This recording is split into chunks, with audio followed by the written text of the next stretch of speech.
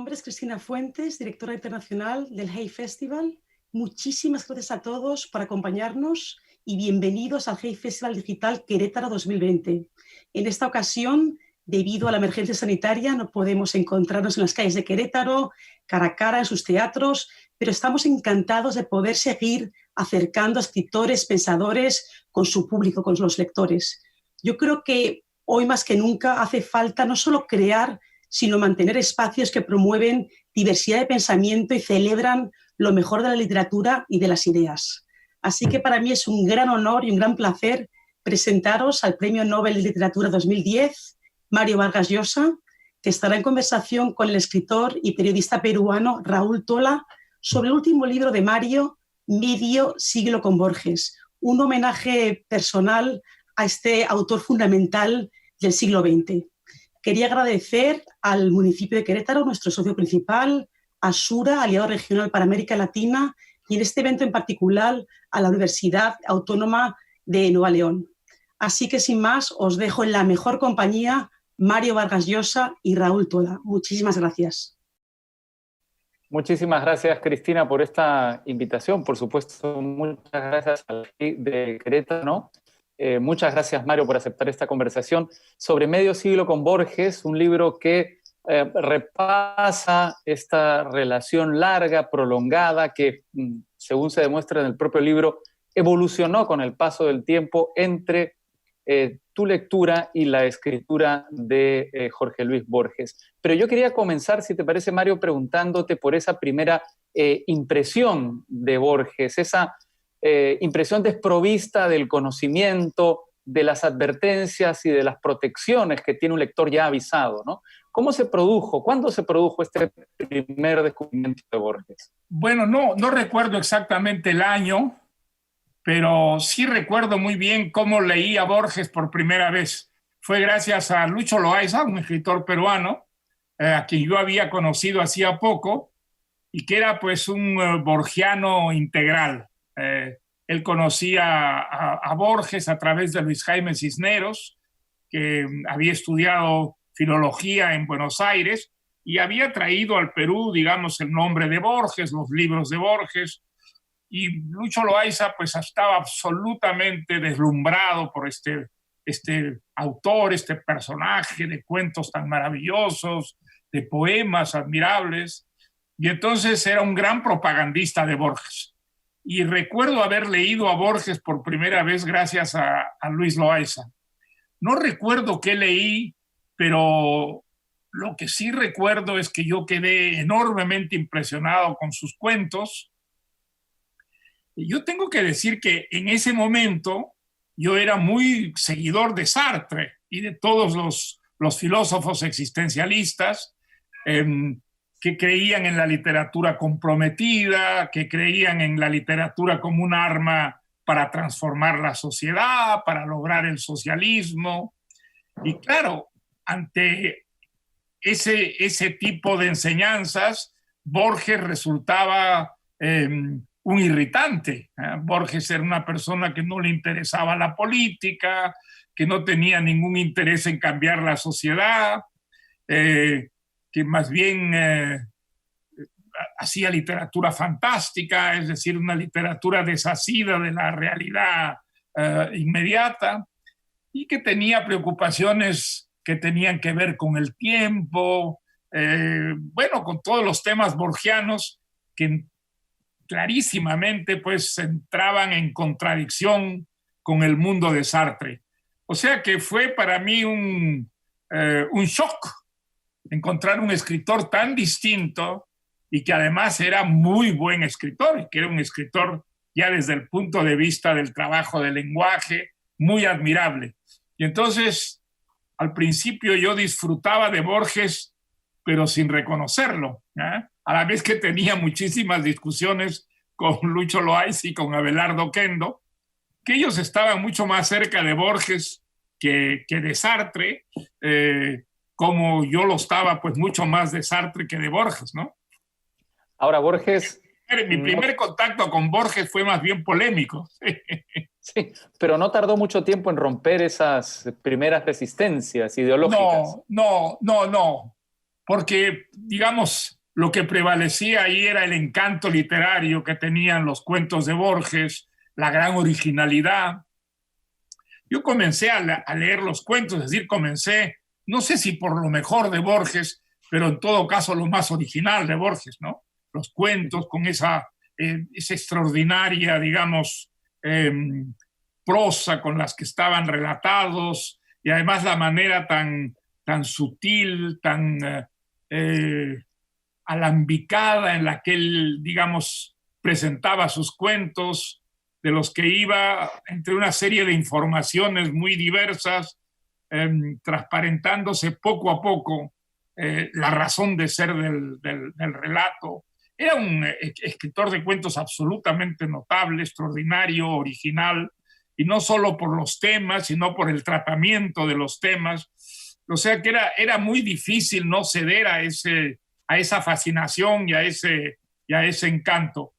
De tal manera que nunca rechacé a Borges, aunque en mis discusiones con Loaiza y con Abelardo Oquendo, pues sí, yo, digamos, decía todas las cosas que me había enseñado Sartre sobre la literatura comprometida, sobre la necesidad de que el escritor no solamente escribiera sobre la inanidad sonora, decía Sartre, sino sobre la realidad inmediata, para cambiar esa realidad, para que la literatura contribuyera de alguna manera a hacer mejor este mundo. Temas que a Borges no le importaban un comino, porque él estaba muy, muy centrado sobre la literatura como una salvación en sí misma, ¿no es cierto?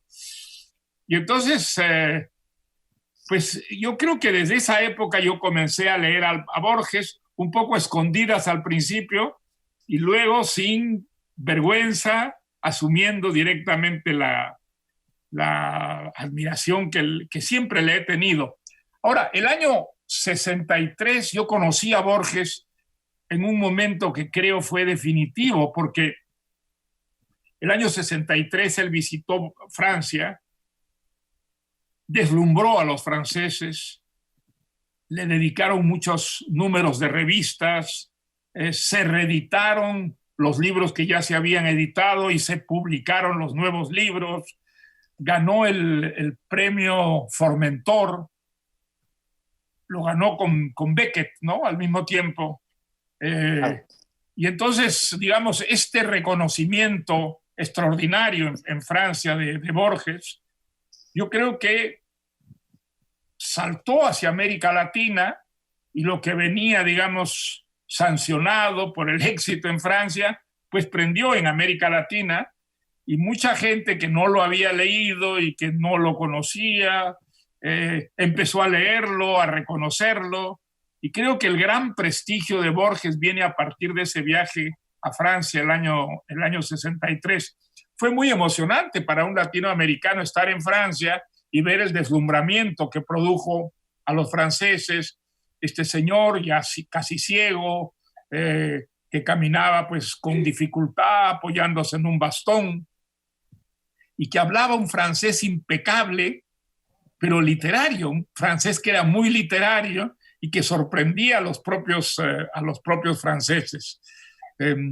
Yo recuerdo que estuve en las 3 conferencias que dio, una conferencia en la UNESCO, una conferencia en la Sorbona y una conferencia en el Instituto de América Latina, que estuvieron, por supuesto, repletas, pero además tuvieron concurrencia de escritores. Algunos escritores muy conocidos fueron a escuchar a Borges, atraídos por el deslumbramiento que había producido en los franceses.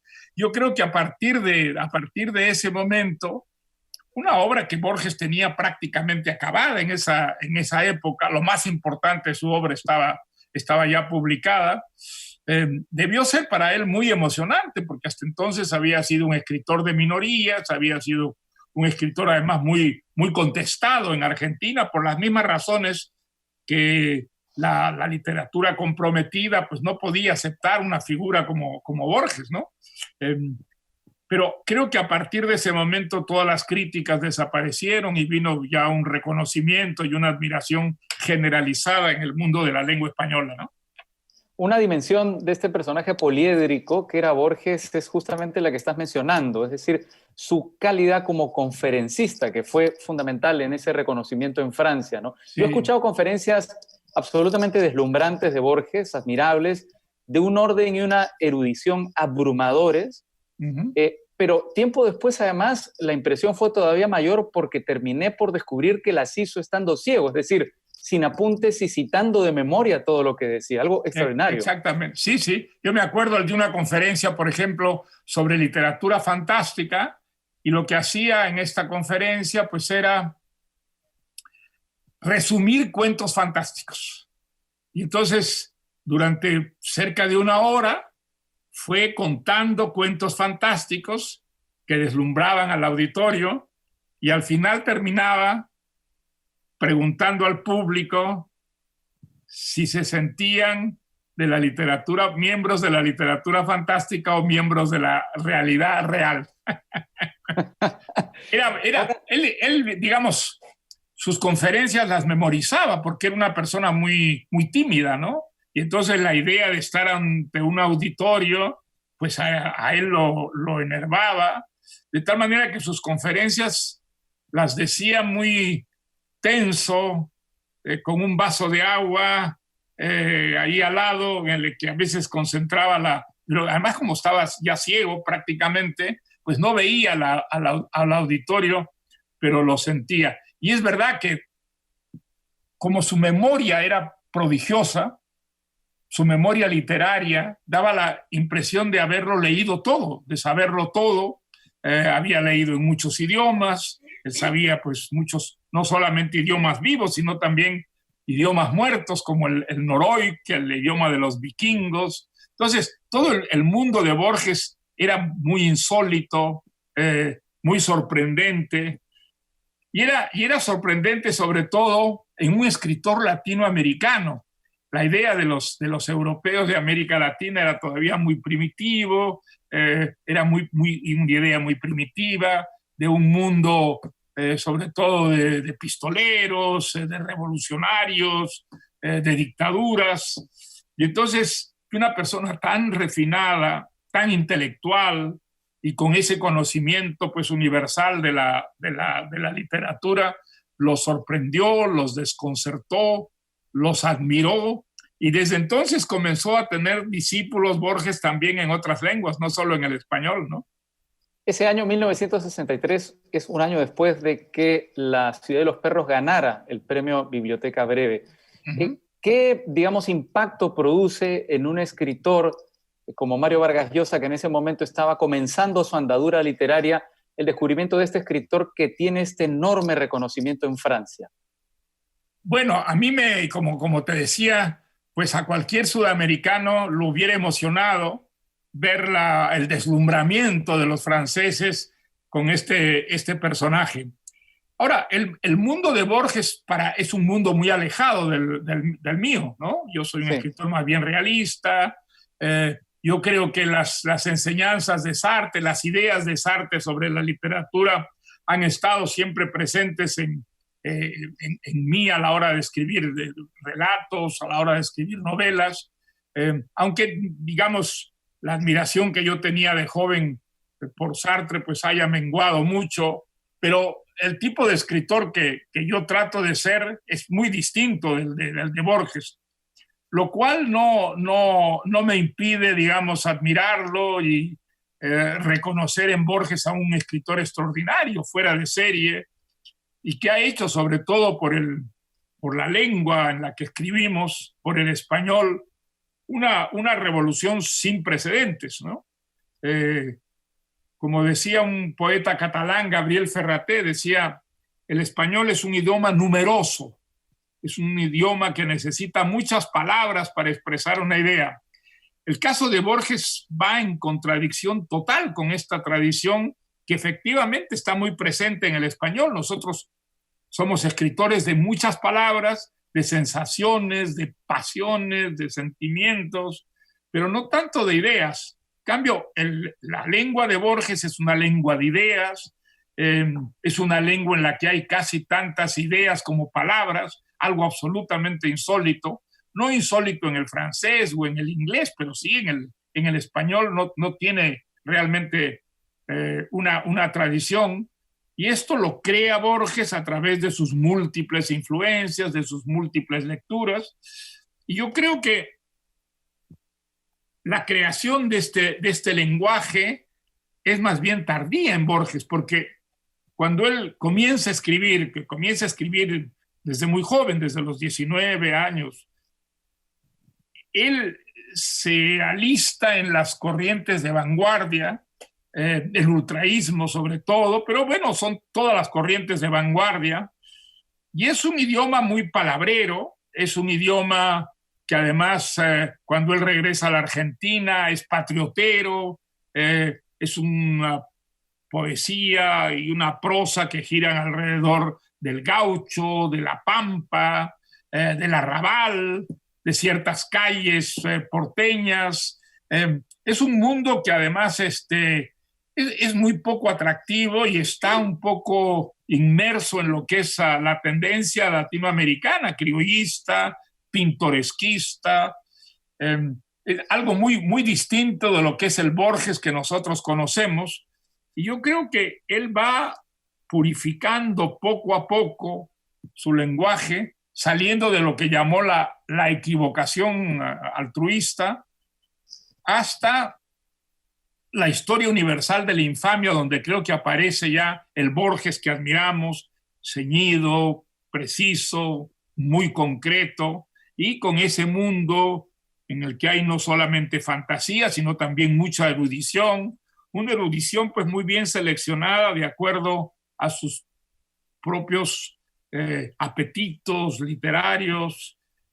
Yo creo que el Borges admirable nace solamente a partir de la historia universal de la infamia, ¿no? Efectivamente, como dices, Mario, en el propio libro hay una cita que dice que entre ambos existían abismales diferencias de vocación y de personalidad. Pero a lo largo de estos 50 años de relación, supongo que esta relación con ese Borges inicial y con el Borges de ahora ha ido evolucionando, transformándose y seguramente ha acompañado algunos de los momentos más importantes de tu vida. Te lo digo porque en octubre se cumplen 10 años de la entrega del Premio Nobel de Literatura. Y yo tuve la suerte de estar en Nueva York entrevistándote a los 2 días de la concesión de ese Premio Nobel. Y cuando yo entré al apartamento donde vivías, te encontré leyendo a Borges, porque era justamente lo que estabas dictando en Princeton en ese momento. Ah, sí, claro. Era un curso sobre Borges, efectivamente, es verdad. Sí, sí. Bueno, he dictado muchos cursos sobre Borges, precisamente pues, por la gran admiración que he sentido siempre por la obra de Borges. Reconociendo que es una obra que está muy lejos, que está muy distante de mi propia obra literaria, ¿no? Que es más bien realista, que tiene que ver mucho con la literatura comprometida, tal como la describía Sartre. Un realismo, digamos, que no es, digamos, el realismo costumbrista, sino un realismo que acepta todas las dimensiones de la realidad, incluso la fantástica, ¿no? Pero es muy claramente que el mundo de Borges no es el mundo mío, y sin embargo, pues yo admiro a muchos escritores que no tienen nada que ver conmigo. Uno de ellos, sin duda, uno de los más singulares es el propio Borges, ¿no?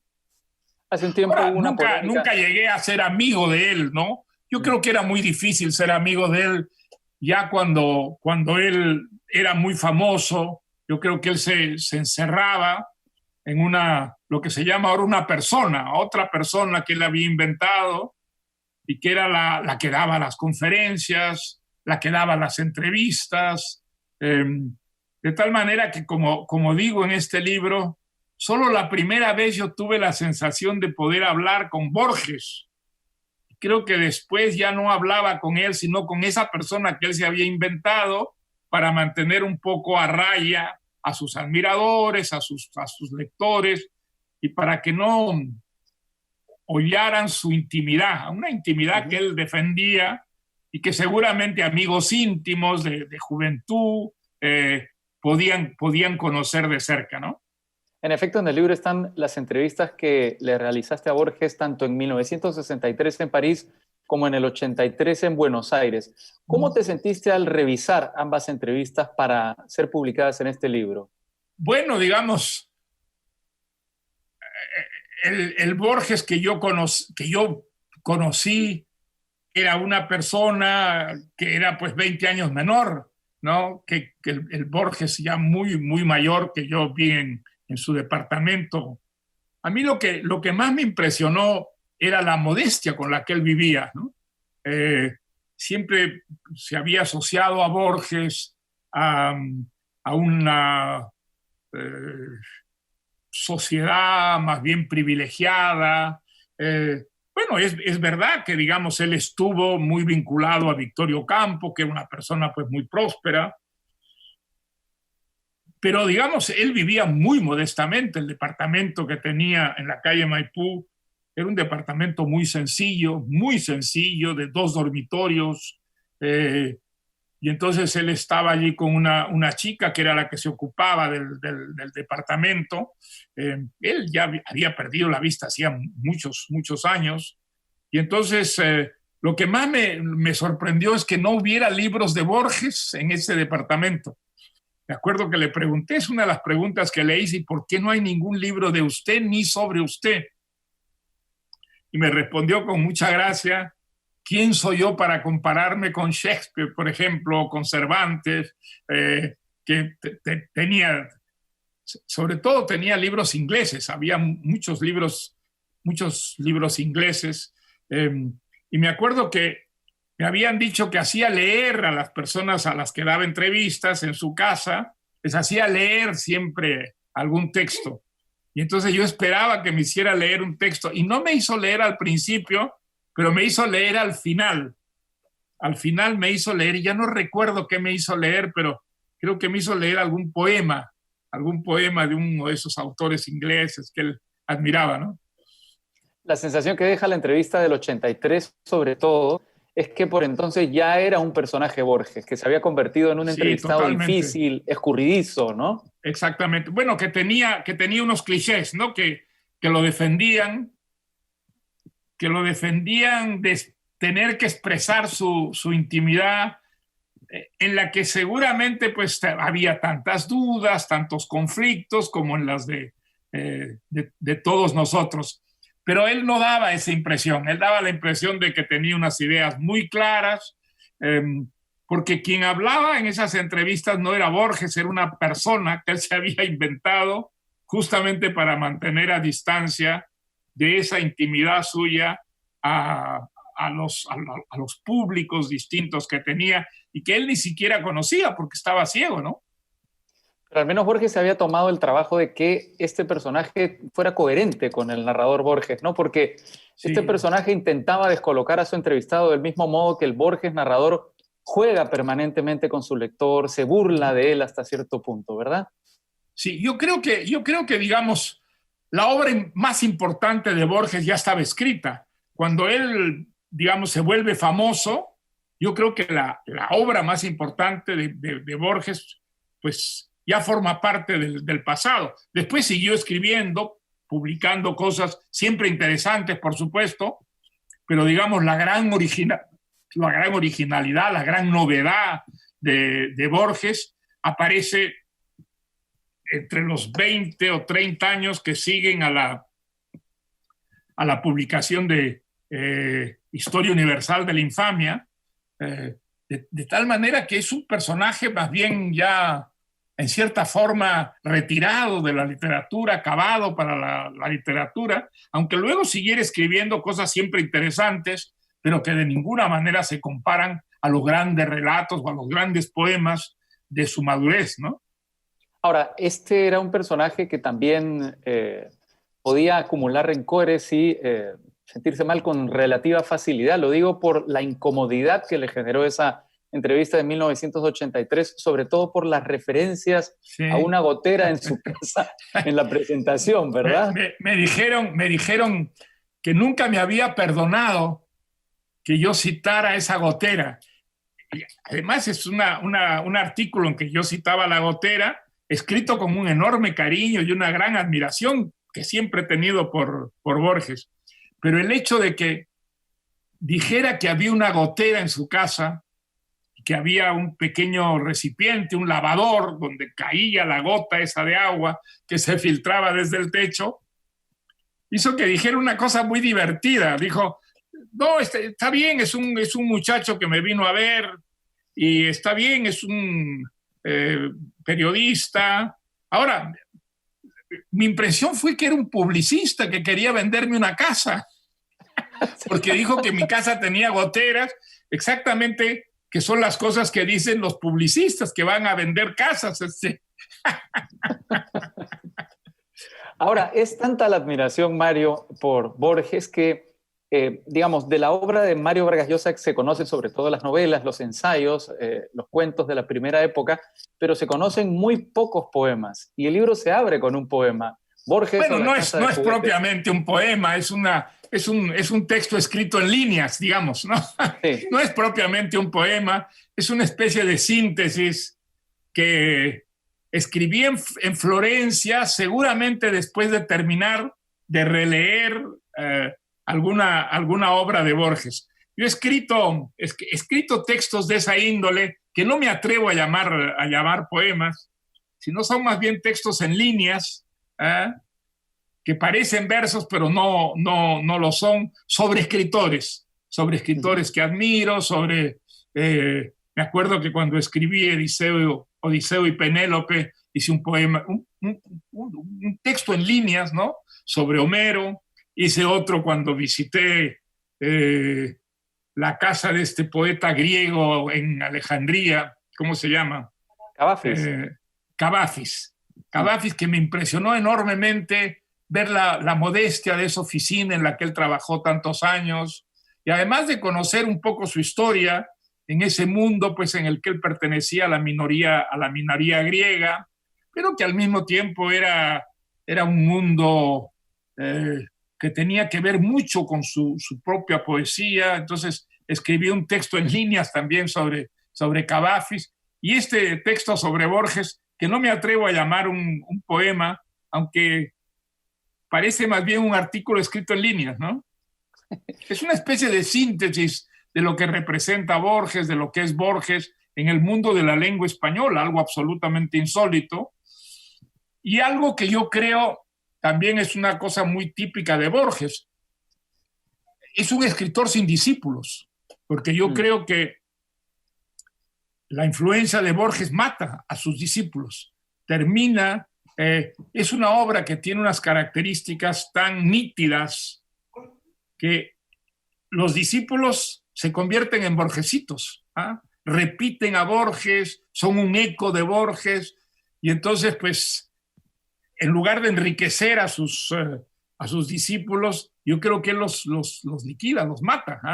Más que discípulos, son casi imitadores, ¿no? Son imitadores de Borges, y entonces son pequeños borgesitos. Yo creo que es un libro que sorprende, que desconcierta mucho a los lectores de Borges, porque parece el libro de un muchacho enamorado, que hace disparates, como subirse a un globo a las 4 de la madrugada, bueno, ir al desierto del Sahara, un desierto que no puede ver, para simplemente coger un puñado de arena y decir que ha desordenado el Sahara, ¿no? En fin, es un libro disparatado, absurdo, pero que muestra un goce, una diversión con la vida, y con la vida sentimental sobre todo, que nunca nadie había esperado que pudiera aparecer en un libro de Borges, ¿no? Dicho sea de paso, yo creo que esta mujer fue algo muy notable en la experiencia de Borges. Creo que ella le alegró enormemente los años finales de su vida, que el casarse con ella le significó, por ejemplo, vivir ese tipo de experiencias que él no había vivido, a diferencia de la inmensa mayoría de la humanidad. Y creo que ella, pues, ha sido muy buena guardiana de la obra de Borges, la ha seguido promoviendo. Yo vi la exposición en París que organizó ella, que era realmente admirable, con toda la obra de Borges allí presentada me parece que era en el Departamento de Bellas Artes. Y creo que, digamos, ha creado un museo Borges en Buenos Aires, de tal manera que tengo la impresión de que han sido muy injustas las críticas que recibió, sobre todo de los ex amigos de Borges, que no veían con simpatía, digamos, a este personaje. Yo creo que a él lo hizo muy feliz y que desde entonces pues ha llevado, digamos, de una manera muy honorable, muy respetuosa, la obra de Borges, ¿no? Solo podemos especular sobre esta pregunta que quiero plantearte. ¿Cómo habría sido la obra de Borges si hubiera conocido ese amor desde la juventud? Hubiera sido distinta, seguramente. Yo creo que no hubiera tenido esas características que le da el haber vivido como vivió. Y si es cierto que tuvo ese trauma, pues seguramente el vivir antes ese amor hubiera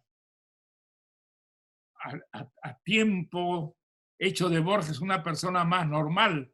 Ahora creo que, digamos de una manera un poco egoísta, si su literatura es obra, el resultado de todo eso, en buena hora de ese trauma juvenil que le permitió, digamos, ser el grandísimo escritor que ha sido, ¿no? Solo podemos especular también cómo habría sido su obra si le hubiera interesado la política. Yo creo que nunca le interesó, digamos, la obra tiene esa característica, hay una experiencia humana que es la política, que entre otras, muchas otras cosas, a él no le interesaron para nada, ¿no? Digamos, él fue víctima del peronismo, como lo ha sido la Argentina, y entonces él celebró muchísimo el golpe militar contra Perón. Hay otro aspecto en la vida de Borges, digamos, que es esa simpatía por los militares. Él tuvo héroes militares en sus ascendientes. Y entonces hay una simpatía de él hacia el mundo militar que aparece también en sus cuentos, pero apareció en su vida, ¿no? Y es algo pues que es inevitable criticarle, porque si uno puede respetar, digamos, el hecho del golpe contra el peronismo, es muy difícil respetar, digamos, el hecho que aceptar una invitación de Pinochet, que aceptara ser decorado por Pinochet. Digamos, en un momento en que Pinochet asesinaba, torturaba opositores, era un generalote que había dado un golpe de Estado contra un régimen, digamos, civil, nacido de elecciones libres. Entonces, ese aspecto de Borges es un aspecto que cuesta trabajo, digamos, aceptar en un escritor que era un escritor que parecía más allá del bien y del mal, ¿no es cierto? Y eso representa claramente desde el punto de vista político el mal. Ahora, yo creo que él despreciaba profundamente la política, que en la política veía más bien la demagogia, el despilfarro, la deshonestidad. Y entonces la idea esta de la política, pues, lo llevaba a considerar la política una actividad nimia, menor, en la que podía permitirse él unos lujos que no le parecían irresponsables como nos lo parecen a nosotros, ¿no? Para terminar, Mario, tú le has dedicado grandes ensayos a algunos de tus escritores emblemáticos, a Martorell, a Flaubert, Víctor Hugo, entre los latinoamericanos a García Márquez, a Onetti, a Borges. Falta en la lista Faulkner. Faulkner, no me he atrevido nunca a escribir sobre Faulkner. Bueno, he escrito un ensayo sobre una novela de Faulkner, pero... Santuario, ¿verdad? Sí, sobre Santuario. Pero a él le tengo una enorme admiración y además le debo mucho a Faulkner, ¿no? Faulkner a mí me hizo descubrir la importancia de la técnica en la novela. Fue el primer escritor que yo leí con lápiz y papel, tratando de descifrar, digamos, la composición de muchas de estas novelas laberínticas, ¿no?, que escribió Faulkner, tratando de encontrar, digamos, allí la organización de ese caos del que siempre resultaba la luz al final en las novelas de Faulkner.